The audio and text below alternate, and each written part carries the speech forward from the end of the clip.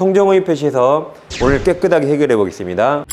방문각 클래스. 자, 1항에서 상대방과 통정한 허위의사 표시는 둘이 짰으니까 당사자 간에 언제나 모여인데 2항 전항의사표시 모여는 선입니다. 선이니까 과실, 무과실 다 포함되죠? 선이 제3자에게 대항하지 못합니다. 자, 이제 허위표시 3자는 허위표시가 가장행위죠. 그럼 시간적으로 허위표시가 먼저 있고 이걸 통해서 시간적 후에 나온 자, 이 자가 제3자입니다. 선이면 보호되고 악이면 보호되지 않습니다.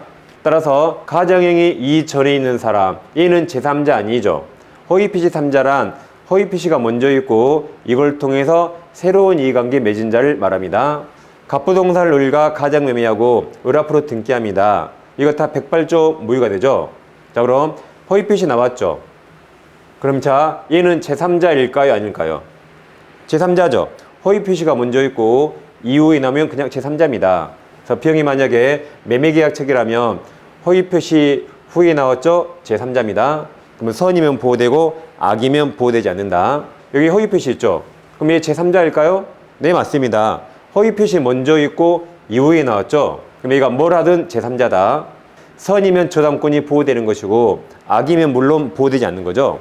갑과 을이 가장채권, 이게 허위표시죠? 얘는 제3자일까요 아닐까요? 제3자죠.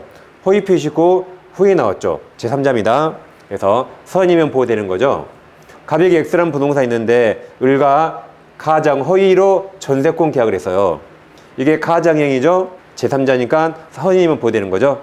이렇게 간단합니다. 허위표시 후에 나오면 제3자, 전에 나오면 제3자 아니다. 그 다음에 좀 어려운 거, 이제 갑과 을이 허위표시로 가장채권을 만들었어요. 갑이 가장채무자, 을이 가장채권자가 되죠. 세상에 이 가장채권자가 파산 선고 받았습니다. 그럼 을도 빚이 많이 있었단 말이죠. 그럼 을에 대한 채권자를 파산 채권자랍니다. 그럼 이 파산 채권자를 위해서 을 재산을 관리할 파산 관제인을 법원에서 선임합니다. 그럼 자, 이 병은 허위표시 후에 나왔죠. 그러니까 당연히 제3자입니다. 제3자니까 이제 선이면 보호되고 악이면 보호되지 않겠죠. 이 사람 병은 자기를 위해서가 아니라 이 파산 채권자를 위해서 일하니까 이자의 선이 악이는 이 파산 채권자를 기준으로 판단합니다. 이 중에 단 한 명만 선이라도 너는 선이 그럽니다. 모두가 악이가 아니나 즉 단 한 명만 선이라도 그냥 너는 선이라고 이렇게 판시합니다. 이제 애옵니다. 파산 관제인 몇 글자죠? 5글자. 그러면 선이 제3자 5글자죠. 그럼 선생님, 악이 제3자도 5글자인데요. 그럴까봐 파산 시옷자죠. 산 뒤지으면 선이 돼. 시옷자 시옷자. 그래서 파산이라 선이 제3자, 그래 읽으시면 되겠습니다. 자, 허위표시 제3자 아닌 사람 대표적으로 세 가지 예로입니다. 첫째, 제3자를 위한 계약의 제3자는 민법 전체에서 보호되는 3자가 아닙니다. 그래서 허위표시 3자도 아닙니다. 그 다음, 대리인이나 본인 둘이 동일시하겠죠. 제3자 아니다. 상속인도 마찬가지예요. 아버지가 매수인인데 아버지가 죽고 상속인이 나온다. 그러면 아버지나 상속인 동일시하자죠. 얘들은 제3자 아니다. 제3자의 3대는 속하지 않아요. 다시 제3자의 3대는 속하지 않습니다. 3이 뭐죠? 제3자를 위한 계약. 대리가 뭐예요? 대리에서 본인. 속이 뭐죠? 상속인. 그래서 제3자의 3대는 속하지 않는다. 외우시면 되겠습니다. 갑과 을이 자, 채권이 있어요. 이 진짜 채권이죠? 얘가 채권자고 진짜 채무자예요. 근데 진짜 채권을 가짜로 양도합니다. 이게 허위표시죠. 허위표시 누가 했죠? 을과 평. 그러면 얘는 제3자일까요? 아닐까요? 허위표시 후에 나왔어요? 허위표시 전에 나왔어요?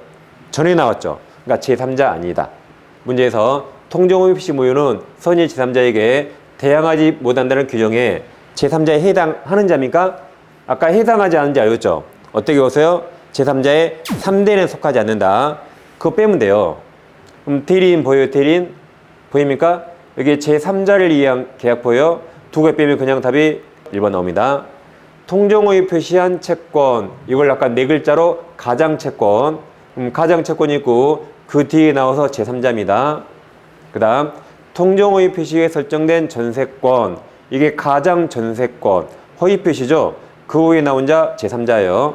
통정허위 표시 기초로 새로운 법률상 이해관계 맺은 제3자의 해당하지 않는 자죠. 가장채권 허위 표시 제3자, 가장전세권 허위 표시 제3자. 그 다음 자 3번에서 채권은 진짜죠. 진짜 채권을 허위로 양도했죠. 그러면 이 채무자는 이 채권이 있을 때 나온 자죠. 그러면 가장행위 전에 있었죠. 그러니까 제3자 아니다. 그래서 3번이 정답이고, 파산관계인 제3자다. 5번은 몰라도 됩니다. 모든 점을 알 필요 없는 거죠. 옳은 겁니다.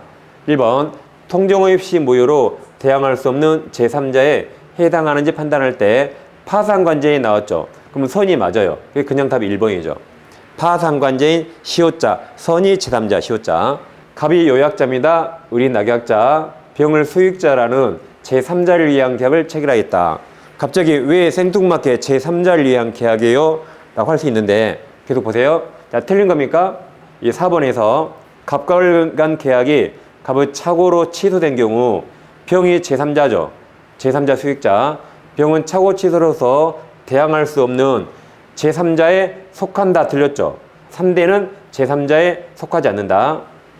그죠? 제3자, 이 3대는 속하지 않는다 해서 정답이 4번입니다.